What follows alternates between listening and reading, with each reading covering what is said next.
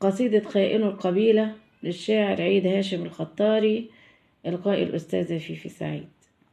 هم خائنو الأوطان يصنعون اليوم حيلة صوب أوتاد القبيلة، يزعمون بأن عبلة لم تكن دوما جميلة أو أنها كانت عليلة، لكنهم رقصوا على عزف الرذيلة.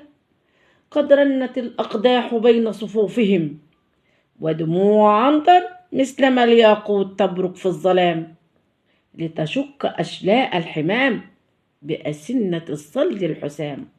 أرأيت إن العبد حر، أرأيت إن الصبر مر، إن الفتى مثل الغراب لكنه قد قاد جيلا. الناس في وقت الوغى قد تختبئ لكنه للموت مختارا سبيلا.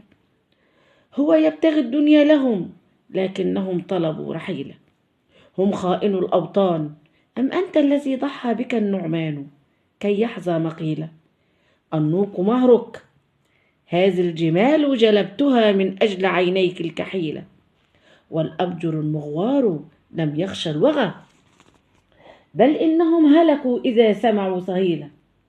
وحوافر الأفراس قد ملئت دما فدماؤهم تجري كما الأنهار إذا كانت مسيلة.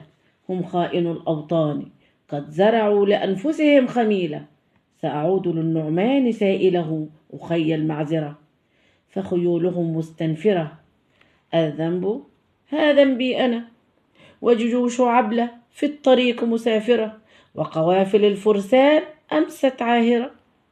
أرجوك يا ملك العروبة أن تكون المغفرة، فعطر عبلة في الطريق دم يراق، والنوق ما كان الصداق، وعبيد عبس كلها متكدسة، حتى الشياه التي كانت تدر لنا اللبن فدروعها متيبسة، متخلخلات بالعفن، والنبت في جوف المراعي هالك.